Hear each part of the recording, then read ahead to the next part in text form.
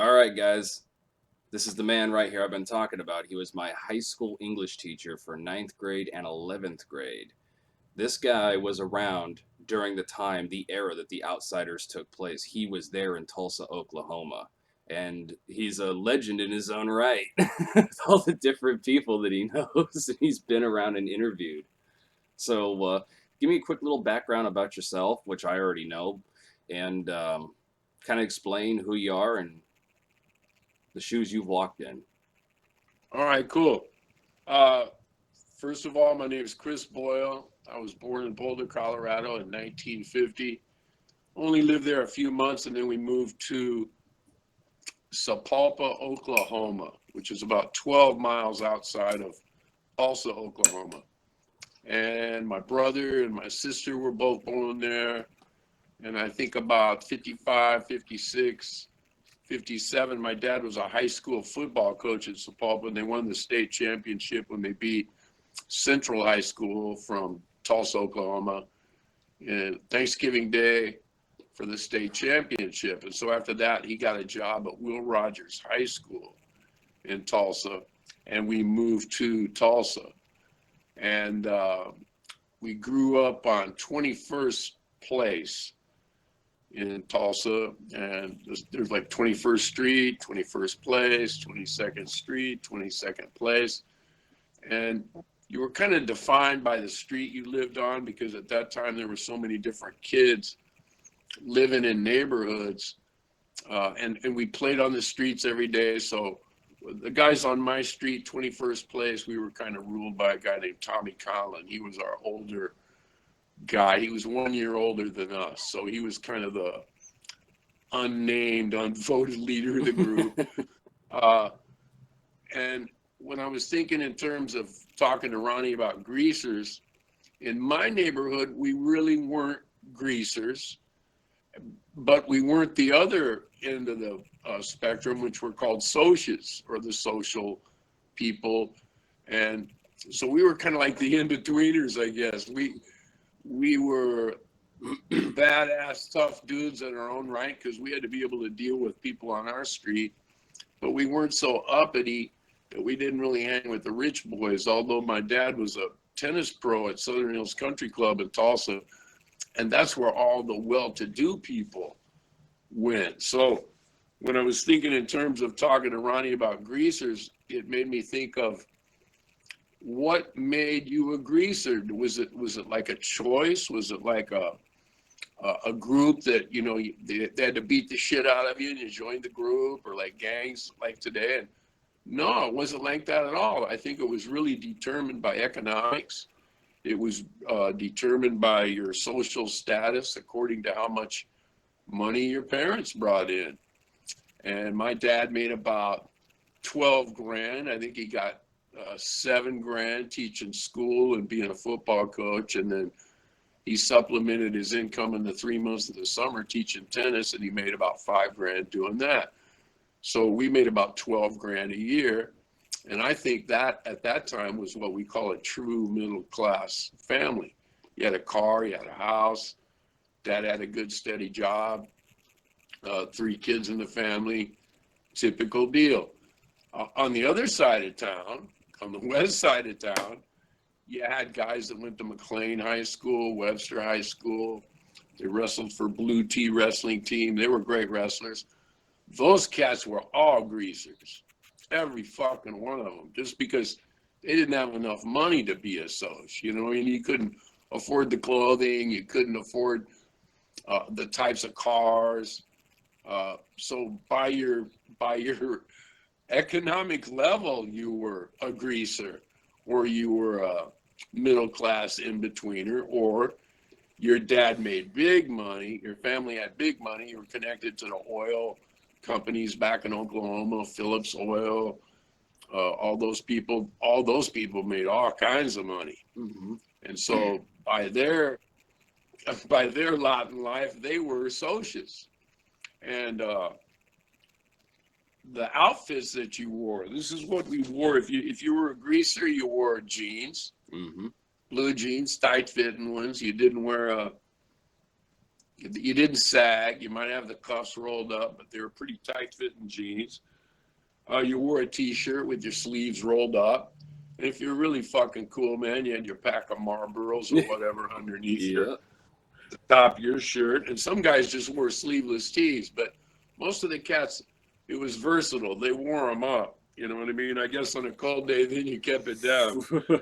Uh, they wore black leather, no brown leather, no white leather, no soft Italian leather colored. It was always black, thick black leather, motorcycle jackets. They wore their hair long. It was usually greased or combed back. And they had what we call ducktails, where your hair kind of curled up in the back like a duck's butt. Yep.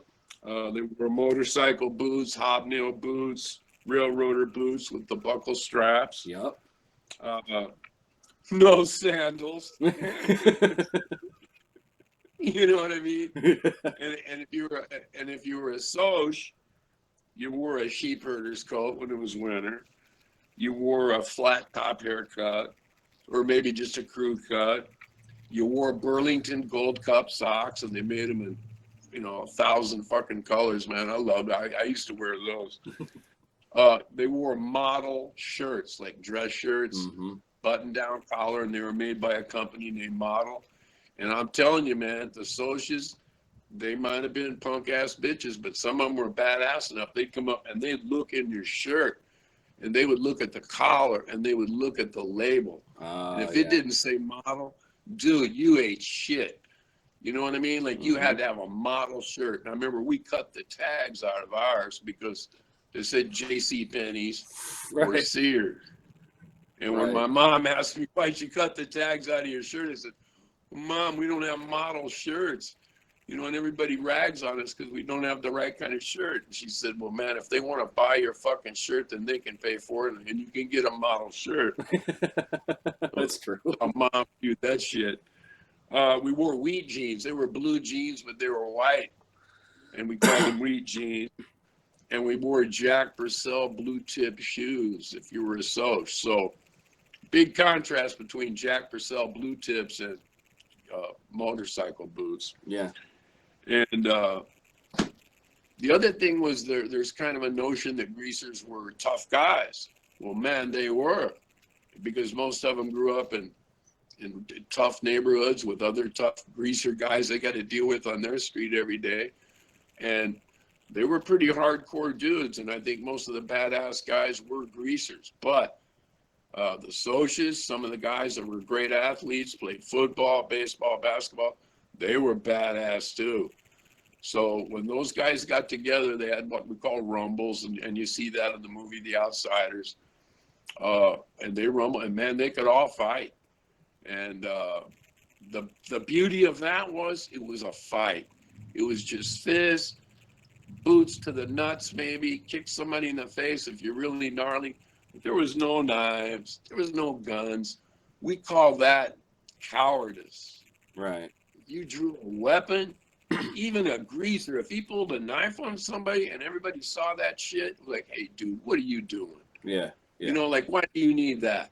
I'm sure maybe in some circles you probably needed weapons. Sure. You might need guns. I knew a guy named Mike Allen, and you rode in the back of his 57 Chevy, and it was an arsenal, dude. There was pipes, there was guns, there was brass knuckles, there was chains. So it was kind of like whatever is going to be used in the fight, everybody was kind of updated, so they all were equal. But for the most part, you just fought with your fists, and that was it. And when you got done, whether you liked the dude or not, you shook hands and you walked away, and there was a mutual respect there, and kind of an admiration too that I don't see anymore. We've got guys now who drive by and they shoot at people and kill some little baby eating, dinner, watching TV with his family 3 blocks away, and he's not even the intended victim. That's cowardice. That's bullshit. That's so fucked up, dude. I can't even imagine it. I know. There was an honor that we had back then, whether you were a Soch or a greaser. There was an unwritten code. You brought your friends with you in case shit went out of hand, but it was always equal, man. It was Mm-hmm. always equal. And I just want to thank God that I was involved in that at that time, and that I was in between both people. And it wasn't a bad place to be. It was like, I could go hang with these guys, and I could go hang with those guys, and I could hang with my guys.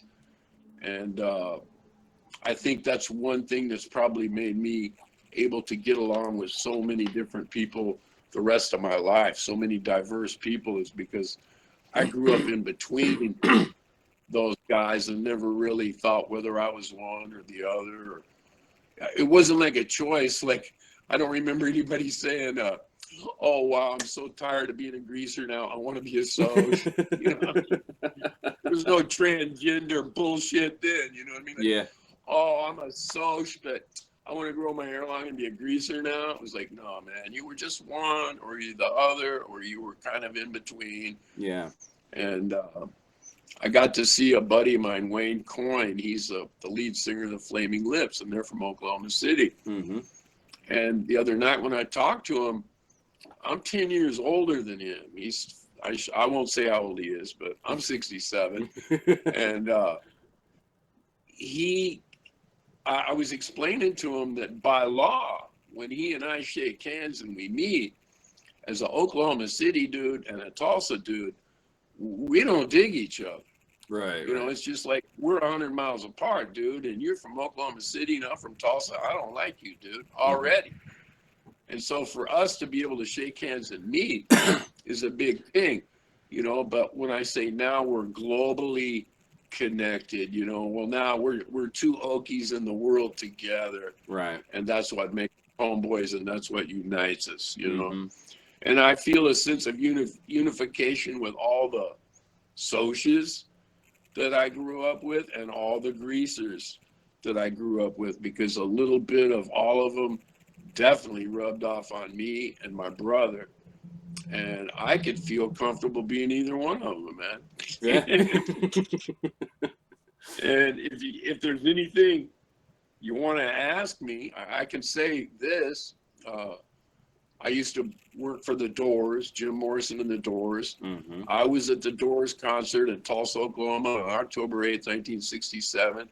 And when Jim Morrison walked on stage, a guy up behind me yelled out, "Hey, greaser." And then a couple other dudes yelled out, "He's a greaser, man. Hey, grease." And I explained that to Wayne Coyne, and he didn't get that. He goes, "They called him a greaser?" I said, "Fuck yeah, dude." He comes up there with that long black hair. He hadn't washed it in about 2 weeks. He's got a little 3-day beard going. He's wearing black leather pants and a black leather jacket and a white shirt. Dude, he ain't no fucking Soc. That's for damn sure. Yeah. And he's got those black pointed boots on. He was a full-on greaser, dude. Mm-hmm. And that kind of blew Wayne's mind, because he thought of him as a quintessential rock god. Right. Yeah. Like rock god. And I go, yeah, but dude, in Oklahoma in 67, he was a greaser, dude.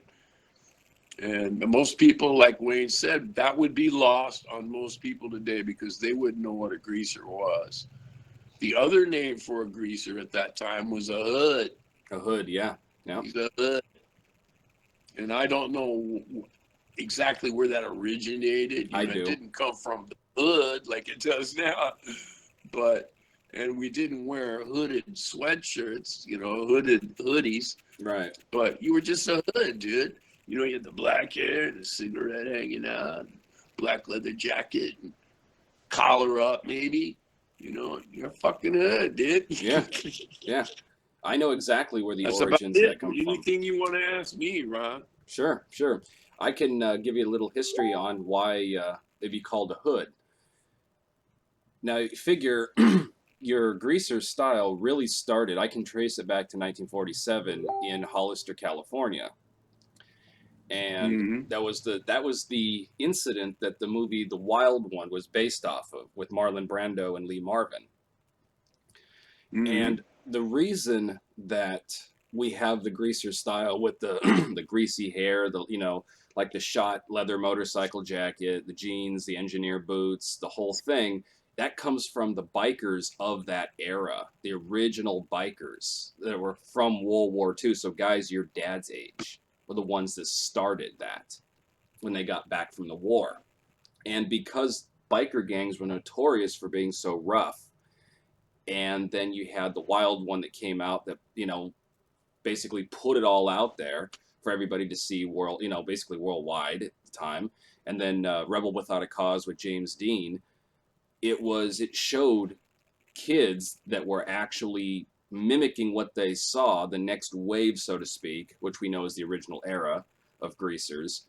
And people just started associating people with leather jackets and boots and greasy hair as troublemakers, as delinquents, knife pulling Right. delinquents, spit on the sidewalk, smoke cigarettes, drinking beer, starting fights, running in gangs, getting in trouble. So that's why they ended up calling them hoods, and it's for, because they lived in rough neighborhoods. Most of those guys lived in bad neighborhoods, rough part of town, rough side of town. So they started calling them hoods, hoodlums. So that's kind of where the origins of that came from.